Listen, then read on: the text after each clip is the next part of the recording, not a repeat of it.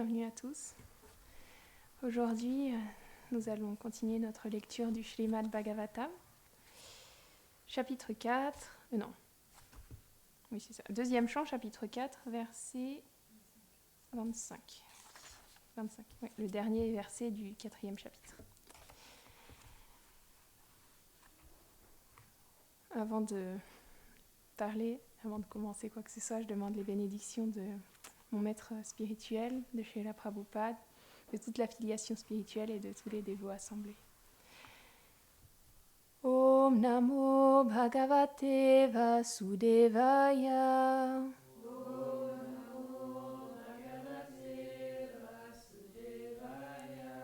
Om Namo Bhagavate Vasudevaya.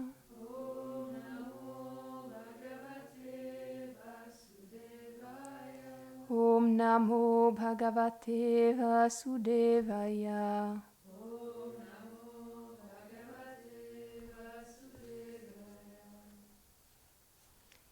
Eta Devatma Bhurajan Naradaya Viprichate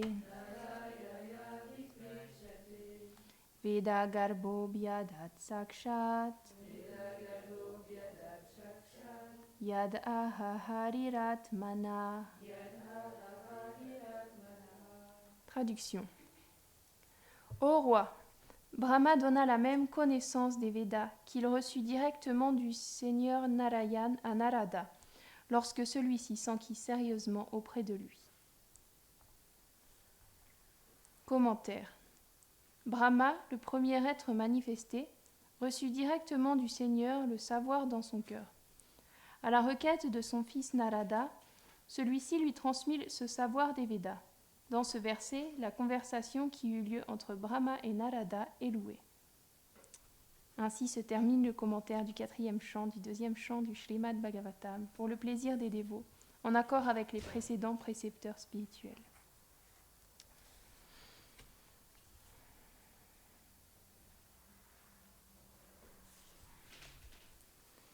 Om Agyanatimirandasya Gyananjana Sharakaya Chakshurunmilitam Yena Tasmai Shri Gurave Namaha. Jai Shri Krishna Chaitanya Prabhu Nityananda Shri Advaita Gadadhara Shrivasadi Gaura Bhaktavrinda.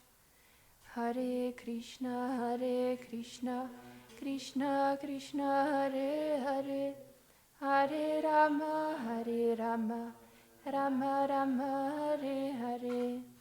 Vrindaye Tulasi Deviaye Priyaye Keshavasya Cha Krishna Bhakti Pradedevi Satyavatye Namo Namaha. Vancha Kalpatarubhyascha Kripa Sindubhya Evacha Patitanam Pavanebhyo Vaishnavebhyo Namo Namaha. Nama Om Vishnu Padaya Krishna Preshtaya Bhutare Shrimate Bhaktivedanta Swaminiti Namine. Namaste Sarasvate Deve Gauravani Pracharine Nirvishesha Shunyavadi Paschatya Deshatarine.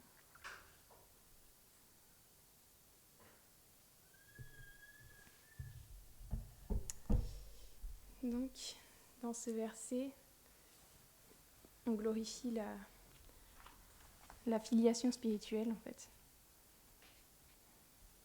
Puisqu'on parle de Brahma qui donne la connaissance qu'il a reçue du Seigneur Narayan à Narada, et ainsi de suite. Et c'est comme après Narada Muni, il la transmet à Vyasadev, et Vyasadev à Sukadev Goswami, et c'est comme ça que toute la connaissance, elle est gardée intacte, parce que de maître à disciple et de pur dévot à pur dévot, ils se la transmettent, et de cette manière, le fruit n'est pas abîmé. La connaissance, elle est comparée à une mangue souvent. Et si le fruit il tombe directement au sol, il va s'abîmer, alors que là, s'il est passé de maître spirituel à disciple, à ce moment-là, il peut être conservé. Et de cette manière-là, la connaissance, on parle de connaissance descendante, c'est-à-dire que elle vient de Krishna lui-même, et elle est transmise de maître à disciple et pour arriver jusqu'à nous.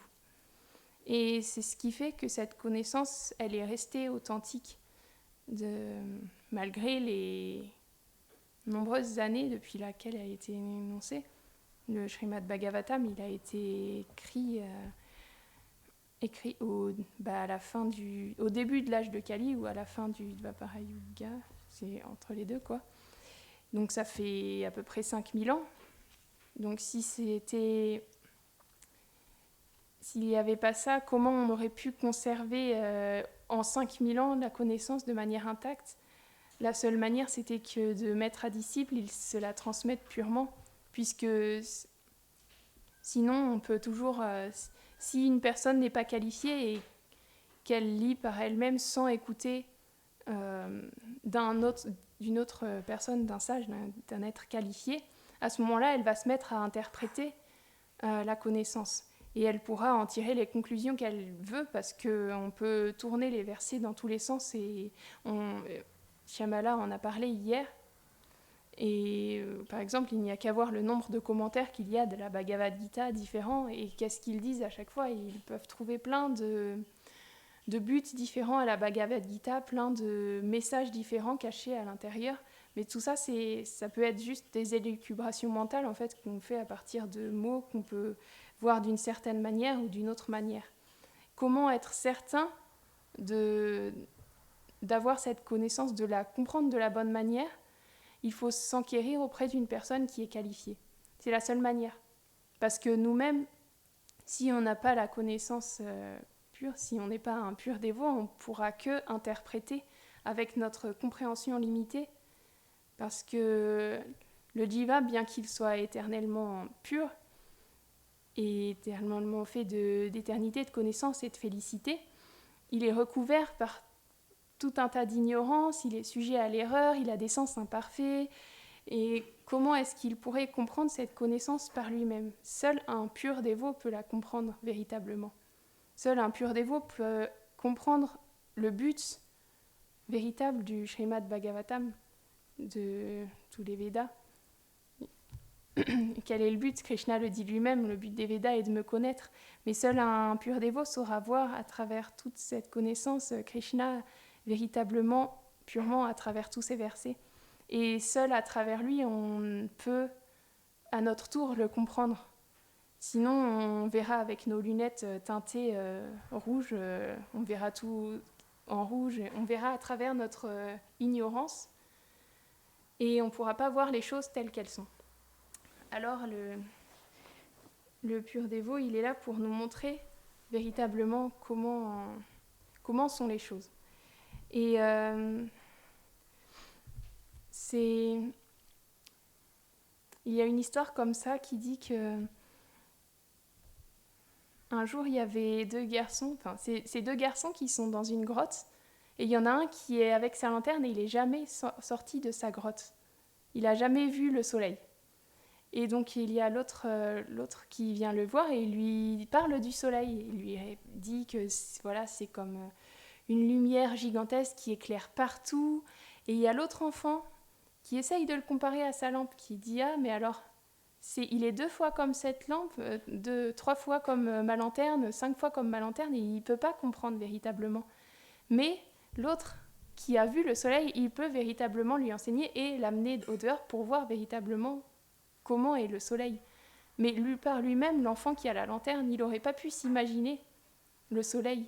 Il n'aurait pas pu imaginer qu'il y ait une telle chose qui existe si on ne lui en avait pas parlé, puisqu'il a connu que sa lanterne. Et nous, on est comme ces enfants avec cette petite lanterne, et on ne peut pas comprendre les choses par nous-mêmes.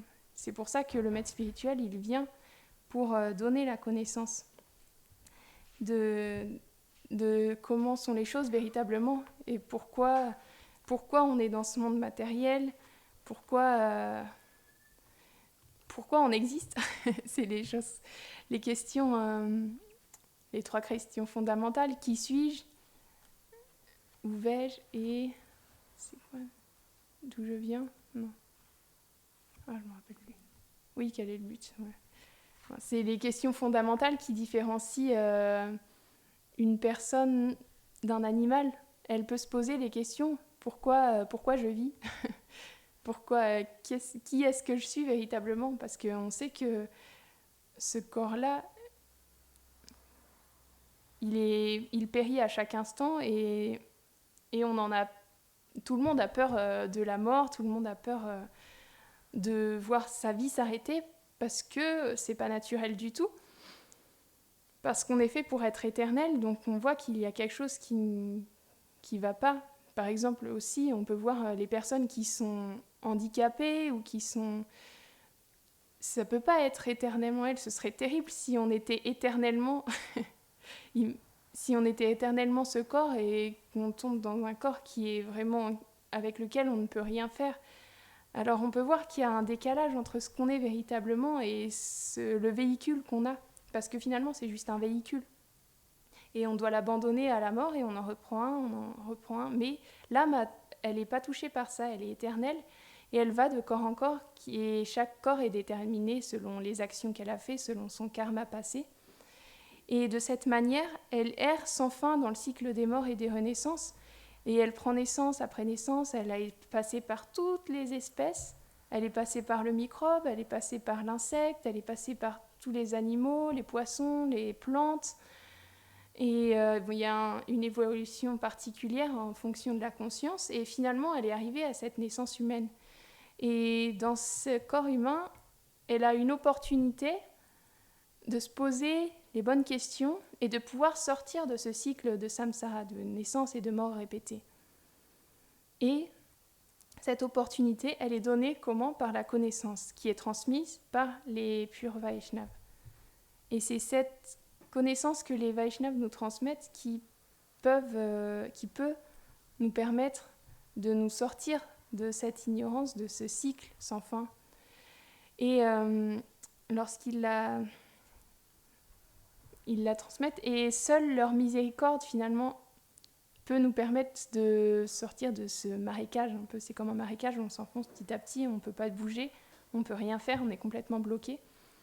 Mais avec par leur miséricorde, les Vaishnavas, ils nous tendent la main, ils nous tendent une corde et ils peuvent nous faire sortir. On compare souvent le monde matériel aussi à un océan. Et on dit souvent, quand on prend refuge au pied par Exolotus des Vaishnavas, alors cet océan, il est réduit complètement jusqu'à atteindre la taille de l'empreinte du sabot d'un veau. Mais pour ça, il faut prendre refuge des pieds par Exolotus des Vaishnavas, parce que eux, étant donné qu'ils sont libérés au-delà de tout ça, au-delà de ce monde matériel, et étant donné qu'ils sont aussi chers à Krishna, à ce moment-là, par leur miséricorde, ils peuvent nous donner le moyen de traverser cet océan. Parce que pour Krishna, c'est rien du tout de nous le faire traverser. Simplement, on a besoin de la miséricorde des Vaishnavas pour que les dévots et pour que Krishna tourne leur regard vers nous. Et donc c'est pour ça que c'est si important qu'il y a une telle importance qui est mise dans tous les écrits védiques sur l'association des Vaishnavas, il faut parler d'eux, il faut prendre refuge d'eux, il faut écouter leurs instructions, il faut prendre refuge en eux véritablement. Et c'est comme ça que notre vie, elle prend un sens. Parce que sinon, ce sera juste encore une vie parmi tant d'autres où on tourne encore et encore et encore et encore sans s'arrêter. Et on oublie, alors on recommence tout et on oublie encore. C'est terrible. On s'en rend même pas compte parce qu'à chaque fois on oublie, mais on a refait 5 fois, 10 fois, 100 fois, 1000 fois les mêmes choses et on peut recommencer. À chaque fois on pense que ça va nous satisfaire et on cherche le bonheur, on cherche des petites choses qui peuvent nous apporter notre propre satisfaction à travers cette énergie matérielle. On cherche à prendre plaisir, mais ça marche pas. Alors on court encore et puis on peut tomber dans une naissance où on est un milliardaire, mais même les milliardaires, ils sont frustrés quelque part parce qu'ils peuvent tout avoir, mais ils sont pas heureux. Alors ils cherchent d'autres moyens d'être heureux, mais c'est encore pire. Et ils se retrouvent déçus partout. Et donc on peut voir à travers ça qu'il n'y a pas de solution pour être heureux dans ce monde. Parce que le moyen d'être heureux, c'est pas de prendre pour soi, mais c'est de servir. Parce que l'âme, c'est une servante éternelle de Krishna. Elle a éternellement cette relation avec Krishna de le servir, de chercher et de servir ses dévots, ses associés, pour le plaisir de Krishna. Et donc, tant qu'on est tourné vers nous, ça peut pas marcher. Avant, on donnait souvent cet exemple-là, c'est comme une machine, par exemple, une horloge avec plein de rouages différents, et chaque personne, c'est un petit rouage. Et s'il ne tourne pas en harmonie, ça ne va pas marcher. Mais si chaque rouage tourne dans le sens qu'il faut, à ce moment-là, l'horloge, elle va marcher. Et nous, on essaye de tourner dans notre sens à nous, et la machine, elle ne fonctionne pas. Parce qu'on est fait pour servir, on est fait pour... oui, pour servir tout simplement, pour retrouver ce lien d'amour avec Krishna.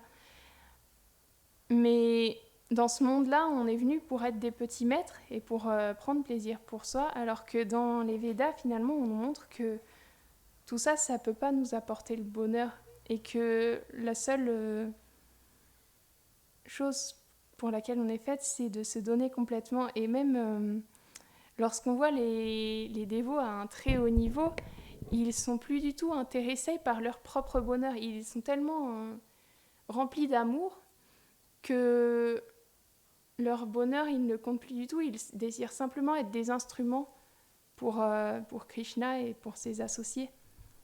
Par exemple, on peut voir, quand on voit, l'autre jour, j'entendais parler de Lokanath Goswami. Lokanath Goswami, lorsqu'il était jeune, il a étudié. Il a fini ses études et après avoir fini ses études, son père il lui a dit qu'il fallait qu'il cultive la connaissance spirituelle maintenant, que c'était important. Et donc il est allé à Navadvip. Et Lokanath Goswami, il a été recevoir la connaissance à Navadvip, et qui l'a rencontré là-bas, qui était son camarade de classe, c'était Chaitanya Mahaprabhu.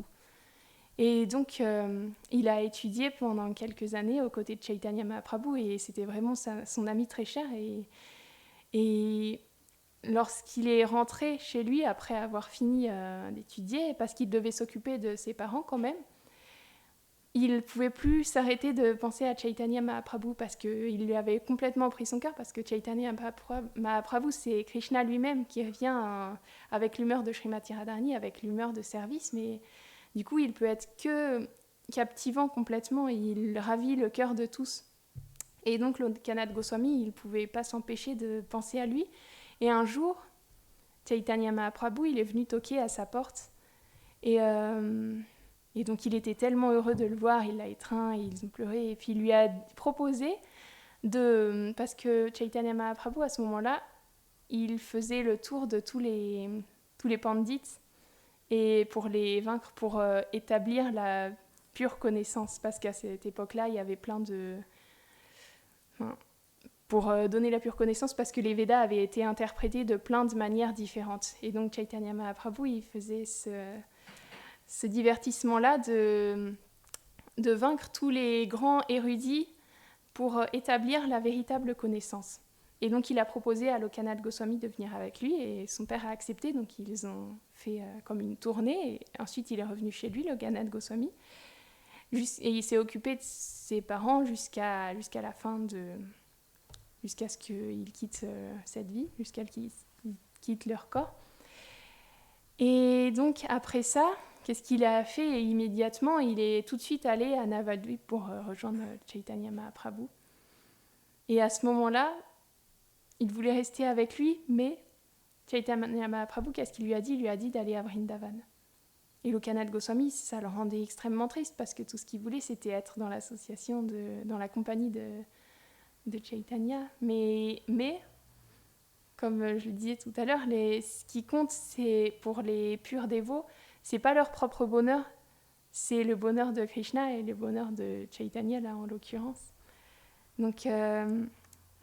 puisque Chaitanya Mahaprabhu, il a dit à Lokanath Goswami, mais ce qui me rendrait véritablement heureux, c'est que tu ailles à Vrindavan, parce qu'il y avait tous les lieux saints, à établir tous les... J'ai oublié ce que je voulais dire. Bon, il y avait tous des écrits à faire. Enfin, il voulait qu'il aille à Vrindavan. Et donc, à ce moment-là, Lokanath Goswami, il a accepté parce que ça faisait plaisir à Chaitanya Mahaprabhu. Parce que c'était son bonheur à lui qui comptait avant tout. Et on peut voir aussi ça dans les divertissements de Ramachandra, parce que c'est assez intense la fin du Ramayana, parce que lorsque, après être revenu d'Ayodhya, lorsque Ravan a été vaincu, Sita elle est revenue avec Ramachandra, ils ont été intronisés pendant quelques mois, je ne sais plus combien de mois, j'avais noté pendant un certain nombre de mois, ils ont régné, et au bout de quelques mois, il y a Ramachandra qui a demandé à ses ministres si tout allait bien. Il voulait savoir si toutes les affaires dans son royaume, elles étaient bien. J'ai oublié de dire avant ça, le jour même, Sita, elle lui avait appris qu'elle attendait des enfants. Donc Ramachandra, il était tellement heureux de ça et il lui a dit qu'est-ce que tu souhaiterais ? Il voulait réaliser un souhait. Enfin, il voulait faire ce qu'elle désirait parce qu'il était tellement heureux d'avoir des enfants. Et donc elle lui a dit qu'elle aurait tellement aimé retourner voir les sages Valmiki et tous les sages de l'Ermitage qu'il avait accueillis dans la forêt. Et donc il lui avait dit d'accord qu'il retournerait les voir. Et le jour même, il est allé voir ses ministres et il leur a demandé si toutes les affaires de son royaume allaient bien. Il m'a répondu oui, mais il y avait un truc qui avait pas l'air... il voyait qu'il y avait un truc qui allait pas. Donc il a insisté, il leur a dit, il a demandé ce qui n'allait pas, s'il y avait quelque chose qui n'allait pas dans son royaume, parce que le but d'un véritable roi comme Ramachandra, c'était le roi idéal, donc le but c'était que tous ses sujets soient satisfaits. Et il a entendu qu'il y avait certaines personnes dans son royaume qui revendiquaient le fait, qui n'étaient pas d'accord avec le fait qu'il ait réaccepté Sita. Parce que Sita, elle était passée dans les mains d'un autre homme, elle avait passé un an en compagnie de Ravan, on ne savait pas trop ce qui s'était passé, et donc il mettait en doute sa pureté. Donc, Ramachandra, il a été obligé de réagir à ça parce que c'était un roi idéal et du coup il devait montrer l'exemple. Et ça lui brisait le cœur de faire ça, mais il n'avait pas le choix dans son rôle de roi parfait. Alors il a demandé à Lakshman d'emmener Sita à l'ashram de Valmiki. Et Lakshman, c'était très dur pour lui parce qu'il savait qu'il devait la laisser là seule, alors qu'elle attendait des enfants en plus. Donc il l'a amenée à l'ashram et il était tellement triste, mais elle était heureuse, elle allait voir les sages, elle ne savait pas qu'elle allait rester là-bas seule. Et donc Lakshman, il l'a amenée jusqu'à là-bas et lorsqu'ils n'étaient pas très loin de l'ashram, elle est descendue du char et Lakshman, en pleurant, il lui a tout révélé. il pleurait, il pouvait pas faire autrement et même pendant le voyage, même si elle ne savait pas, il était tellement mal, il pleurait et elle ne comprenait pas pourquoi. Et là, il lui a tout dit, il lui a dit « Oh, Ramachandra m'a demandé de te laisser ici parce qu'il y a des choses qui sont dites dans le royaume et du coup, je dois retourner à Ayodhya sans toi. » Et à ce moment-là, j'ai entendu que c'était la première fois que Lakshman, il regardait le visage de Sita. Et il est parti. Et elle est restée seule à pleurer. Et Valmiki et les sages qui étaient dans leur ermitage, ils ont entendu ses pleurs. Et donc Valmiki l'a recueillie et pendant toutes ces années, il a pris soin d'elle. Et il a élevé, elle a eu 2 enfants, elle a eu Lava et Kusha, c'était des jumeaux. Et donc ces 2 frères, ils ont été élevés par le sage Valmiki comme leur fils en fait. Et donc ils étaient très beaux, ils ressemblaient beaucoup à Ramachandra. Mais ils avaient des corps de guerriers, mais ils étaient élevés par des sages, donc ils étaient comme des sages, mais avec des corps de guerriers vraiment, et avec la beauté de Ramachandra. Et donc on sait qu'après, Valmiki leur a transmis toute l'histoire du Ramayana qu'il avait écrite, et que Lava et Kusha, ils sont allés réciter ce Ramayana à Ayodhya, à Ramachandra lui-même. Et quand Ramachandra il a entendu le Ramayana récité par Lava et Kusha, il ne savait pas que c'était ses fils. Mais ça lui a donné, parce qu'il était en séparation de Sita depuis 12 ans, et lorsqu'il a entendu le Ramayana, il a eu envie de revoir Sita, parce que le Ramayana, c'est une glorification de Sita.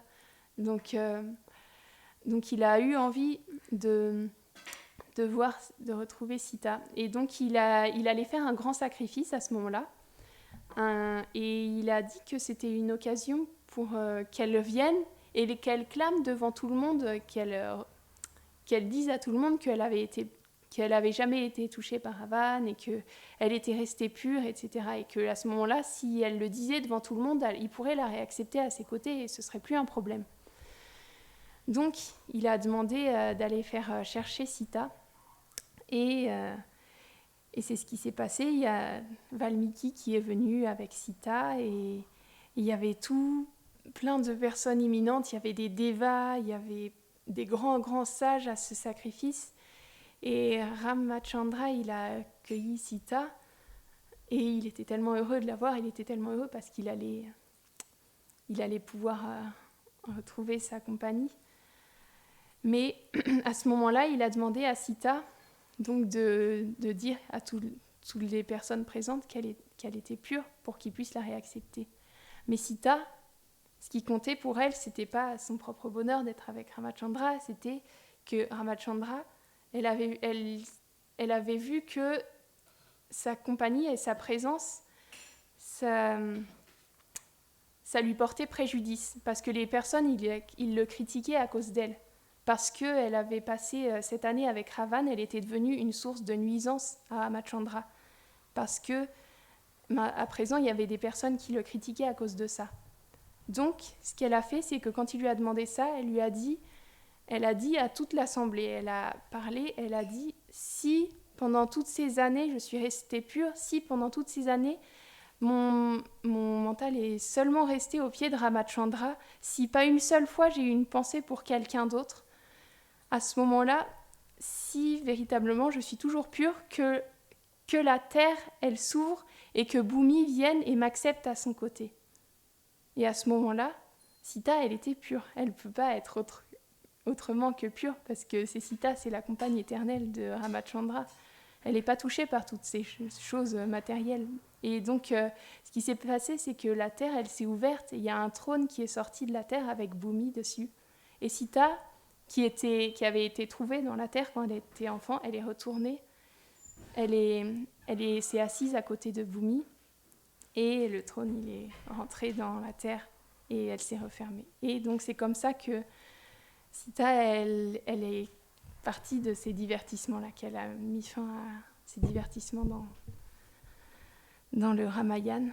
Et donc Ramachandra, bien sûr, il était encore plus en séparation, mais c'est comme ça, c'est dans le Ramayana, c'est beaucoup ces sentiments de séparation qui sont présents. Mais elle a fait ça parce que son seul souci, c'était Ramachandra, et pas une seule seconde, elle se souciait d'elle-même, de son bonheur à elle. Et ça montre à quel point les dévots, ils sont tellement désintéressés, et il n'y a pas un seul centimètre de leur bonheur qui compte, un seul millimètre qui compte de leur bonheur face au bonheur et à l'amour qu'ils ont pour Krishna. Donc voilà, c'est ce que je voulais partager avec vous aujourd'hui. Jai Shrimad Bhagavatam ki jai.